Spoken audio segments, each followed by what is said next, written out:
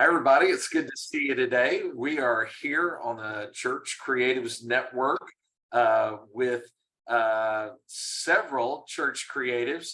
Patrick Elkins, the founder of Church Creatives Network, is here with us today. But we're going to be talking leadership. We're going to have people that are going to be jumping on here and there all throughout the call. But what we want to do is we want to talk about leadership issues that church creatives face. Now, you may face a leadership issue, but you may not be necessarily right now a leader of your team.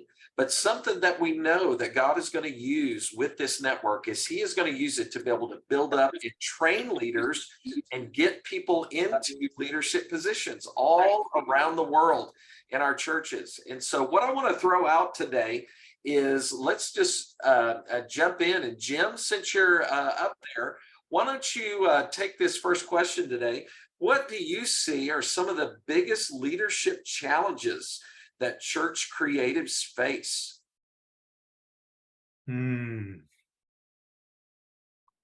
Probably changing their culture. One of the things that I think is so important is that what we usually define as creativity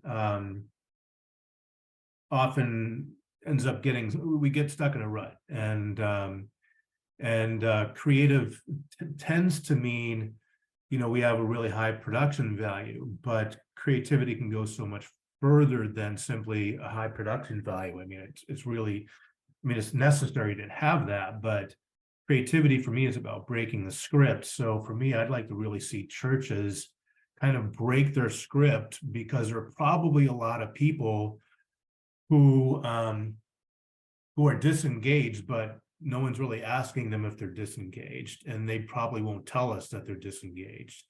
Oftentimes we look to the most emotional folks in the crowd and kind of gauge how we're doing from them, but they aren't the whole piece of the pie. And so that there are others that maybe don't have that particular affect, don't show that obvious engagement, but they want to be engaged, but they're feeling bored or disengaged. So for me, is how do you get leaders to take worship design seriously in a way that really disrupts the script, because you have to kill a lot of sacred cows to do that. And one of the things that involves is working with a pastor, whoever is kind of setting the agenda in sort of terms of topics. One of the things, I mean, most worship arcs look like this, with the mosaic pinnacle being the sermon, so everything leads up to the sermon, and then you come down from the mountain. And that's pretty typical way of doing it. And I've been a pastor in the past, and that really strokes your ego. But what if you could change up the worship format, not simply to change it, but to really develop a whole new way of looking at worship design, so that the sermon isn't necessarily the pinnacle, but the whole event is the message. The way we build a gathering is the message, is the sermon. So I'd like to see that, because I can't tell you how many times I've sat in a congregation and been utterly bored to death. Even in churches that have a really high production value, but it's because they're not breaking the script. They're afraid to do that. They're afraid to challenge the norms of how we go about designing a worship gathering. And that can look different Sunday to Sunday, depending on what the message is. You build the worship design around the core message, but convincing pastors to get buy-in to that kind of risk taking, because it requires taking a risk to do that, and helping church creatives see that there's a lot more that can be done when it comes to worship planning, to really drive to me, if you don't have empathy and connection, it's really hard to have worship. Yeah, I like what you're saying there. I like the aspect of being able to engage all of our senses and all of our creativity. And how do we as church creatives work with our pastors to be able to make church not boring? Because I'm like you, Jim, and Patrick and I have even had this conversation several times, is that, man, if church is boring, that's just that does not do justice to this gospel, this life-changing message that we have, a big relationship with Christ. And we don't want to do that. That's a really good point that you bring out there. Matt, what about you? Are there some big leadership challenges and things that you see that church creative space? What do you think about what Jim has said, or do you have another issue?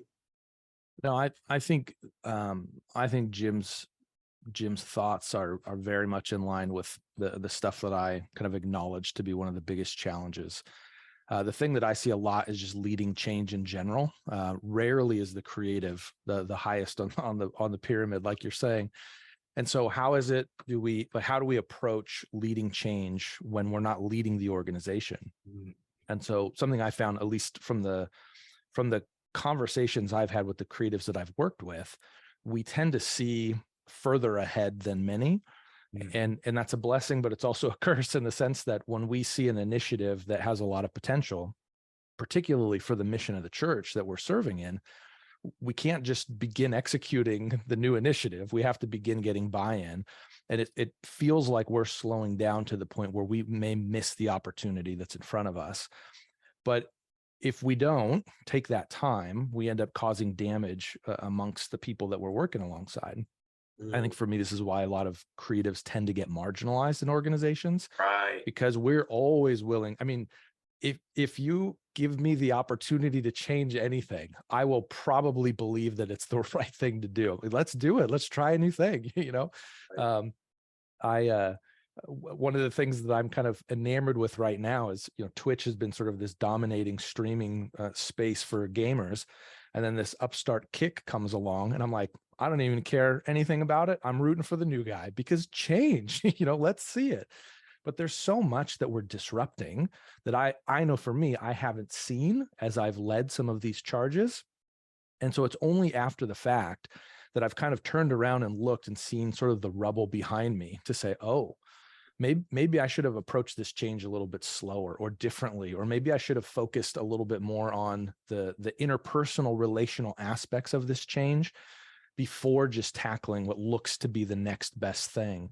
And to be fair, a lot of these ideas are good ideas. So it's not to negate the ideas themselves. It's not that all of us creatives are just out in left field. It's that there are more moving parts to the organization, to the functioning of the church, to the mission of the church than just the things that we have visibility on. And so I think as we begin to broaden our perspective as creatives and really exercise a discipline to say, how do I attach this initiative to the mission of the church that I'm serving? That really helps us then have informed conversations with leadership. And sometimes they'll still say no, and that's fine to an extent. If it's all no's, then it becomes frustrating and all that. But I found that sometimes the answer is, that's a great initiative. As I look at the holistic landscape of where we are as a team, maybe we're about 2 years out from being able to pull that off. Well, that's a whole different answer than no, we're not going to do it. And so right. I think for me, I've really seen a lot of tension as I've talked to different creatives with that pace of the way that leadership moves and the way that change can happen within an organization.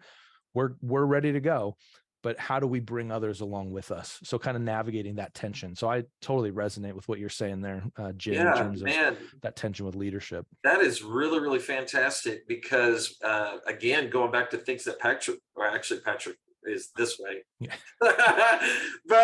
Or Patrick, you can kind of jump in. And Alex, we're going to get to you here in just a second because your perspective, I think, is going to be really, really important in this because if they're in Jamaica, there could be some different things that the church in Jamaica is dealing with. That the church in the United States isn't dealing with. But Patrick, do you want to talk a little bit about some of that we've talked about, how there is this tension that's growing where church creatives really want to be able to lead up and use their creativity to be able to expand the reach of the church. And there's some kind of pushback from there, kind of like how Jim and Matt explained. You want to talk a little bit about that and some of your observations? I'll try. I think it's easier said than done sometimes because, we many times as creatives, we're idea guys or girls, right? So we carry this vision and we're very optimistic often, many of us are. Some of us are more practical and maybe pessimistic, I guess, practical, but I'm very highly optimistic and I'm all about the new and let's try new things, just like Matt said. And the struggle leading up is it's very hard sometimes to translate that vision to an executive leader who's very practically driven. And I hate to say it this way, but it's probably true, transactional based. They know that it's going to cost X amount of time or resources or energy. And what's it going to look like to, how is that going to impact other departments, other staff, the congregation, and all the things. So they're thinking about this big picture and how it all kind of functions mechanically, where for us, we're just in our creative mind wanting to do something fun and new and exciting, and I think new and exciting is amazing, but sometimes harder to lead that conversation. That was one of the first things that came to mind when you said, hey, like what is one of the challenges that we face as creatives leading up? I think is one of the primary challenges that we have. Excellent. I love that perspective and there with that. Now let's see if all of this gets really kind of put into a jar and all shook up by Alex. Alex, you're there serving at a church in Jamaica. What are the issues that you see church creatives that are facing there in Jamaica with how leadership goes and leadership aspects of leading your ministry or working with church leadership? Help us understand about what you're seeing and dealing with.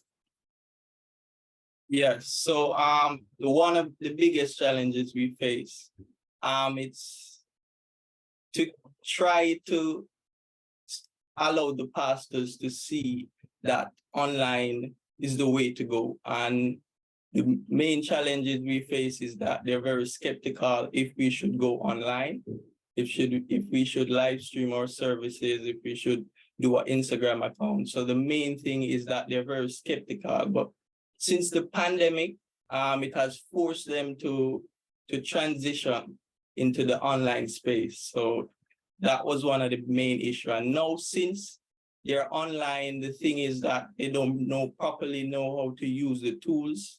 And especially when it comes to live streaming, they're just streaming. They're not engaging with the community. There's not much emphasis behind it. And one of the main things I have struggled with is motivation, especially when I work with my team. When I start with new persons, we're excited for a week. Then afterwards, they just fade and they lose the consistency in terms of creating content, in terms of engaging online. So that's one of the main issues we face. Wow, excellent perspective on that, Alex. I think that's another issue all church creatives face, is this struggle with what people are calling hybrid church in person and church online, and that uncomfortable balance that we have to do, knowing that people are online and there is a tremendous opportunity for the gospel out there to be able to tell others about Jesus. And how do we do that without lessening the importance of face-to-face Christian community, but also giving credence to you can have very real community online as well, Yes. as in person. So that's a really, really good point. What about the aspect of Jim? What do you see about, and I think you kind of touched on this a little bit, do you think the issue of unrealistic expectations from church leadership is something that a lot of church creatives are dealing with, and how to manage those expectations while trying to lead what their teams and what they know they can do right now What's your take on some of that you're seeing in your own ministry, or maybe some of the ministries of others that you're talking to? Unrealistic expectations of the creatives or of the the senior staff? It could be anything. Unrealistic expectations is something that I hear quite often from church creatives, and it could be within our own departments, but a lot of times it is from senior leadership, because they don't understand what we do, and they don't understand when they ask us to do something, what they're really asking to do, and the time and the effort and the resources that it takes to pull it off. Does that make sense? Yeah, yeah. I mean, I'm fortunate to have worked with some senior pastors who had a lot of humility and were able to, for example, one service that I was kind of the worship design director for, we totally changed things up on a weekly basis to keep it fresh, not just to keep it fresh, but with the intent to design around whatever that core topic was, whatever the sermon was for that week. And so most pastors might have been wanting to preach a 30-minute, 40-minute sermon. Our whole service was less than an hour by itself because of where it fit it was like a new service, and where it fit in the lineup. There was only allowed time for 50 minutes. So he was willing to shave the sermon down to 10 to 15 minutes, which actually is better communication in my book. If you can't do it in that amount of time, then there's a lot of fluff that needs to be cut out. So in order to make a tight, cohesive service, he was willing to sacrifice what he thought a good sermon was in terms of length. So I'm really fortunate to have worked with a couple guys like that. But as Matt was suggesting, I mean, creatives just we're not limited by our own expectations.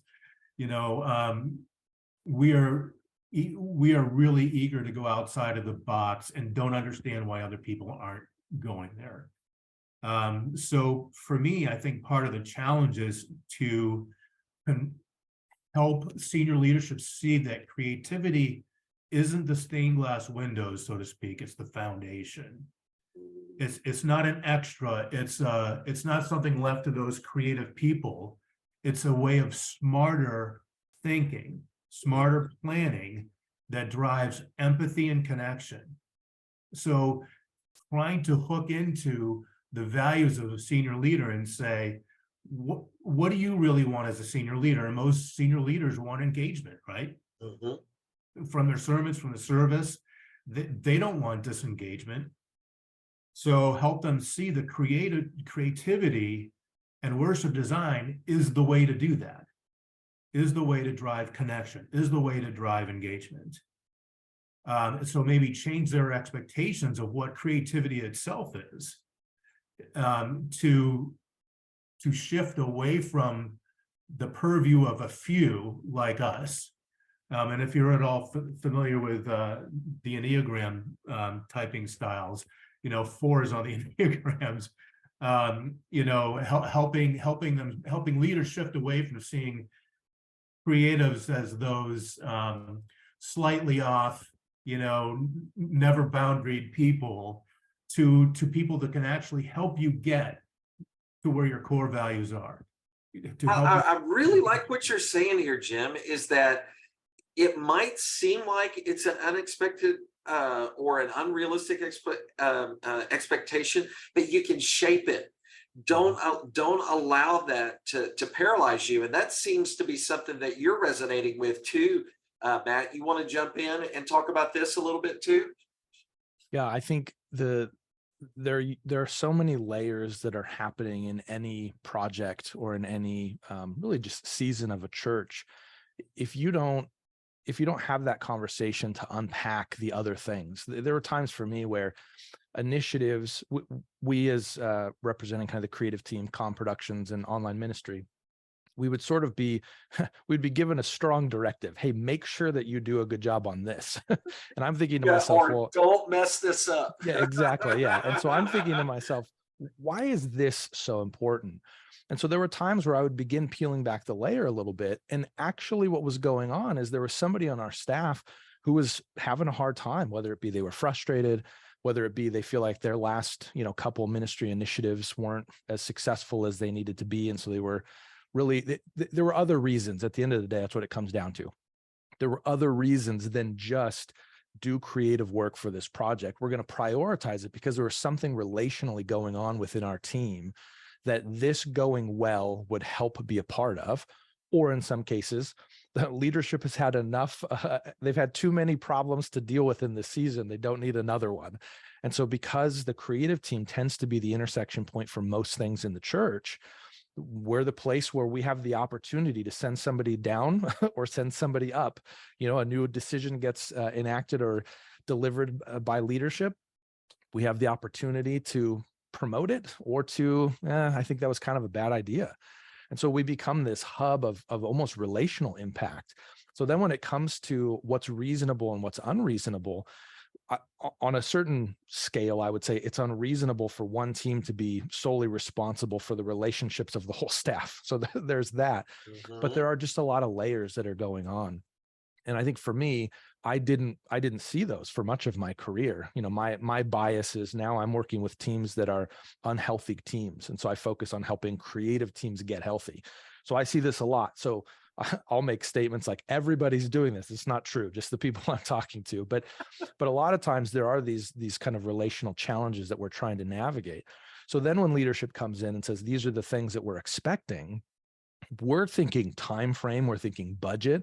In some cases, we're thinking capacity. I mean, we had a Christmas set and we needed to solder those little mini LED lights in jars times 1,500 that were going to be hanging from the ceiling, And so I'm thinking to myself, well, how long does it take you to solder one of them? I'm doing the math here.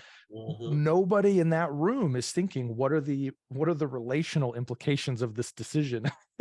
So if we say no to every ministry for 4 months, you're not getting any support because we're soldering LEDs into, we're making little firefly jars. So there's some of those things where when we're primarily operators or executors, I think we need somebody to help us pull up into the leadership or the implications of our decisions tier. But when that conversation doesn't happen, I love the way that you say this about shaping it. When it's not shaped for a prolonged period of time, especially, the rift between the creative and the leader begins to grow. And so when we can have that honest conversation, for me, at one point, it took a spreadsheet. We tracked the time of everybody on our team and we said, how much time does it take you to design a postcard or a poster or a series graphic? We then had this wall of projects that we knew was coming our way. So we mapped it all out and we were able to present numerically, data-driven, however you want to say that. Right. It's going to take us more time than we physically have with X number of employees at X number of hours per week, and all that. And so it helped us have an unbiased conversation. But when we're willing to go to bat for that, not for the project, not for the implications of the project, but for the heartbeat behind it, help me understand what you're trying to accomplish. Because I'll be honest with you, there's never a pastor that I've ever met that has said, my ambitions for this project is to have our creative team implode. That's never been an explicit request of any project. But because we don't have that conversation, it leads to that over time. So so I like what you're talking about there. Again, I'm hearing a really neat kind of scarlet thread through this conversation here about learning to be able to lead from the middle and manage these expectations, but again, not have this expectation paralysis happen. Now, there is a little bit of a twist here that we're going to do before we get to Alex. Now, we know, Patrick, that you are from a church creative and a worship background, and the worship team never gets told the night before that the pastor heard a song on the radio and they want to use it in their sermon as a central part of an illustration the very next day for all 3 worship services. And so I know you can't add to this realistic expectation thing at all, can you, Patrick? Not at all. And by the way, I'm thinking about having Matt push me a proposal for 10 Firefly jars as well. So, I, I think as I've been kind of like reflecting on even some of the moments that I've had, and this can be whether you're in a great environment. Some of us have had experiences in toxic environments as well that we are navigating. And I think a lot of it actually can come down to something that we don't think we have as much control over as we actually do. And a good way to say it is brave communication, because I think Matt said it really well. I don't think most pastors are coming with a request with the intent to blow up their communications or their worship teams. I think a lot of times we are yes men in the right way, or yes women in the right way, by being willing to serve, right? It's our goal to serve. It's our goal to support. We want to come to the table and bring excellence and be able to go the distance and the extra mile. That being said, being a yes man in the wrong way and not communicating when, you know what, this request that you're asking, one, it just isn't going to be realistic. Two, it's going to impact me, both my time. A lot of times if I ended up saying yes to something that I didn't really think through, or really just want, and a lot of times it comes from the right intention. I want to do this for you. I want to serve. But what ends up happening is now I'm staying late at the office and I'm not home with my family when I should be. You know what I mean? Like, and these are all things that I can control by actually being powerful and having that brave communication, and going back to that leader who I think most often does want to support and does want to protect us and our teams and our volunteers, and just express to them, hey, you know what? I love the idea. I think, you brought a request for a new song. The song sounds amazing, but the service starts in 45 minutes. I just don't think it's realistic for our drummer to nail every transition. You know what I mean? Like, whatever it looks like. But what we'd love to do is we'd love to put this on the roster for the upcoming weeks. How can we how can we find a way to get this worked into the future? Because we do see and hear the vision that you're communicating. Excellent. I like that. Again, of not saying no, but saying that I hear what you're trying to do. Let's figure out how we can do this without putting unrealistic expectations and driving people into nervous breakdowns. Now, Alex, I am really interested in what you have to say within the Jamaican church culture and what y'all are experiencing. And sorry, I just used a Texas term. I hope everybody's okay. I know some people may hear a Texan say y'all and they go, oh my gosh, it's just so crazy to hear Texas talk. But I'm really interested in hearing from you, Alex, about these expectations and things that you're struggling with, because I kind of am guessing that this might also fit into what you were talking about before, of trying to figure out how this in-person and digital and this strategy works together. So what is it like for you and unrealistic expectations, and for the church culture that you see for church creatives in Jamaica? Yes. Number one, I would say, is the timing. The time it requires to do certain tasks. Sometimes we're not transparent enough as creators to show them that, hey, this is the process. We got to edit the photos, put together the words, put together this slideshow. So the timing is one of the main issues. Sometimes I used to have, they send me, like, they want to post it overnight.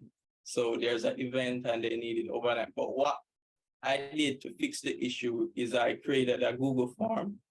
And I said, hey, you got to give us at least 1 week notice. And you upload and let us know that, hey, for the graphics, it takes 1 week, because so it's the timing. It's definitely the timing. That's what main thing we struggle with in Jamaica. Yeah.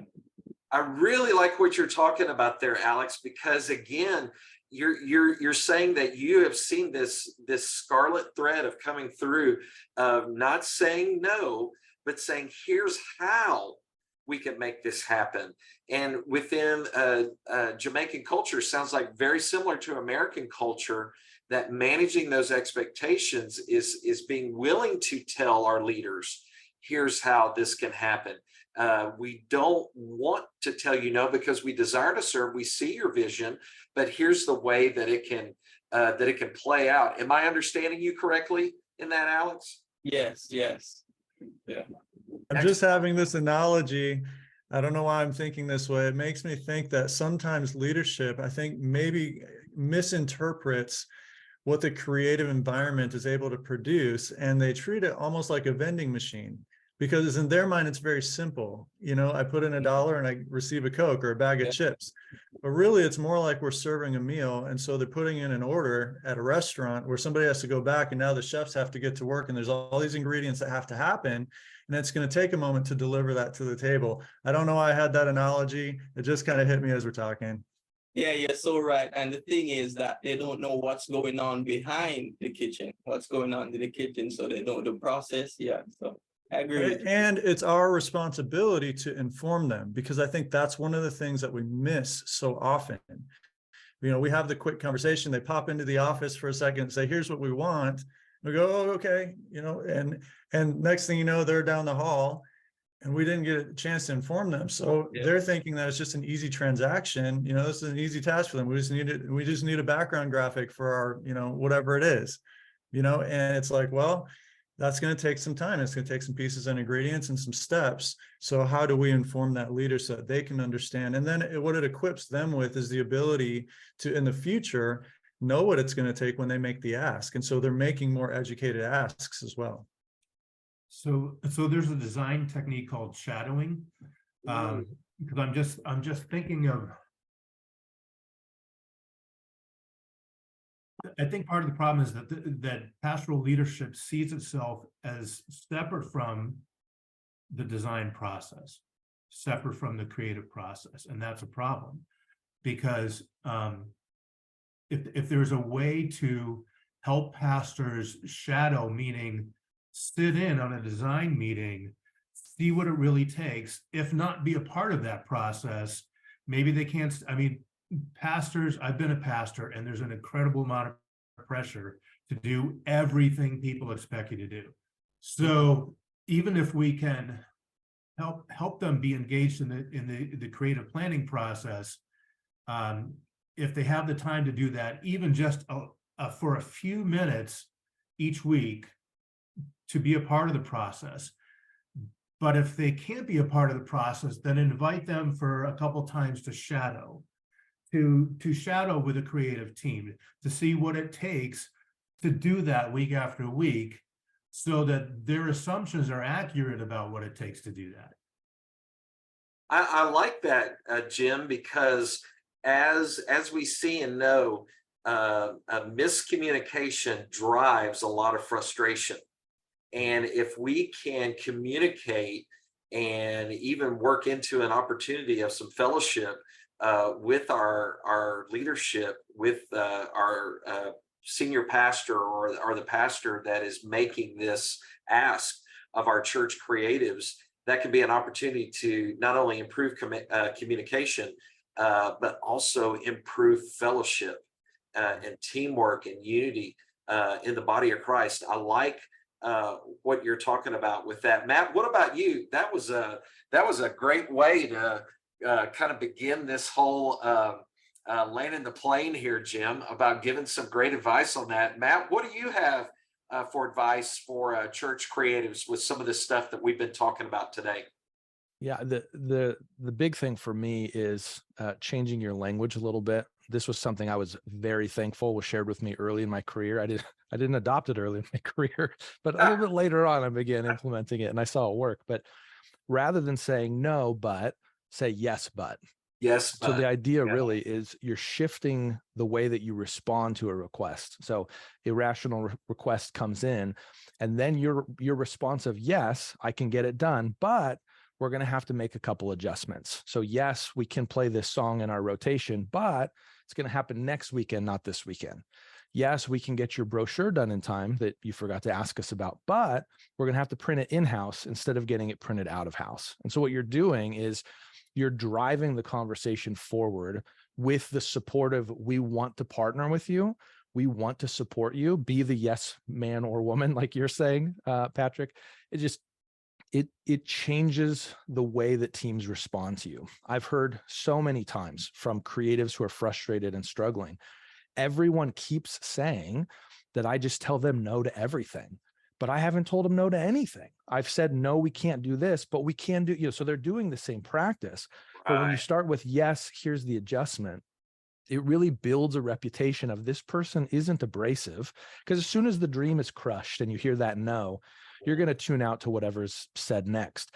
I've actually had it where ministry leaders are coming to my team and they're apologizing. They're saying, I'm so sorry that this came in at the 0 hour. Wow. And I was in the position of, I thought that you would be frustrated that we weren't able to work a miracle, but we said yes, and they said, thank you for going above and beyond and still figuring out a way to get this done. So over time, what it does is it builds a culture and it builds a reputation.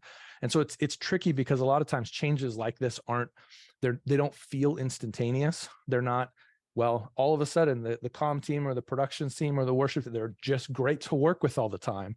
But it's the discipline of shifting your language over time yields fruit. And it really does change the nature of how people receive what you're communicating to them. Oh man, that is some really good advice. That's a really good technique. Patrick, how about for those in the worship area and musicians and church creatives? What's a technique that they can use to be able to deal with some of these leadership issues we've talked about today? Well, I do like the idea of the shadow concept that Jim pointed out. Next time we get a special request from Bill Johnson, we'll have him come shadow as a background vocalist. But no, I really love, like, there's been so much here, so much amazing content and wisdom in this conversation. And when I think about this, I mean, really, I keep going back to the idea of the relationship that's at stake, because a lot of times if, and I'm just thinking about that person, I feel like there's somebody even maybe watching or listening to this right now that, I think the problem can be that a lot of times leaders have very strong personalities. So you have an executive leader or senior pastor that's got a very strong personality type, and a creative sometimes can be a little more introverted. Not all creatives, but sometimes we can struggle to present ourselves and our boundaries, if you will. And I think the idea of practicing, again, that brave communication, it actually transitions from being a transactional relationship to now fabricating the actual, even as far as a friendship, but the relationship aspect of having, like you said, the unity, the understanding, the information needed to serve each other well, and to actually understand what it takes. Being able to practice those boundaries and have the brave communication and really, think the best of one another, assume that they have your best interest in mind if it's a leader that's coming to you with a request, and feel confident to approach them. Again, what Matt said, the yes, but I think is a great way to approach it, to at least say, yes, of course we want to be willing, we want to serve and hit the target together as a team. But I do want to let you know, this is how that makes me feel when I think about the realities of executing that in the way that you're requesting. Maybe we could look at it from this other perspective, and that'll equip us with what we need to make sure we get it done. And so those are some ideas from my end. Yeah, I love that idea of cooperation and not shutting the conversation down, but trying to figure out a way. How can we do this? Let's cooperate together. Alex, share with us some words of wisdom. What are some of your final thoughts as we're wrapping up today on what we talked about? And maybe there's somebody out there who is wondering what they can learn about dealing with unrealistic expectations or challenges that church creatives face. How would you encourage somebody that may be struggling with some of this that we're talking about today? Yeah, I would say improvise. You probably can't do what you normally do. Say for instance, it's a design, and you normally spend about 4 hours to put in on a good design, but probably you can improvise and say, let's do it for 2 hours. It may not be the way you want it to be, but based on the time frame, based on what is required ahead, let's do this. So it's improvising, it's figuring out a plan B, an easier way to get it done. Yeah. I like that, Alex. Not being so narrow-minded in how you can get something done, but keep up. There's a way we can do it this way. There's a way that we can do it this way. There's a way that we can do it this way, and come up with this different ways of solutions that you can present and use it as a way to be able to communicate and compromise and get to an agreement and get to a yes. I like that idea of improvising, of being not afraid to be creative in your solutions, not just in your craft, but in your solutions that you have as you deal with these issues. That is a great concept there. Well, I think we're coming up on time here. And so I just want to thank everybody for being part of today's recording. And we'll be able to come back and get to this very soon again in the future.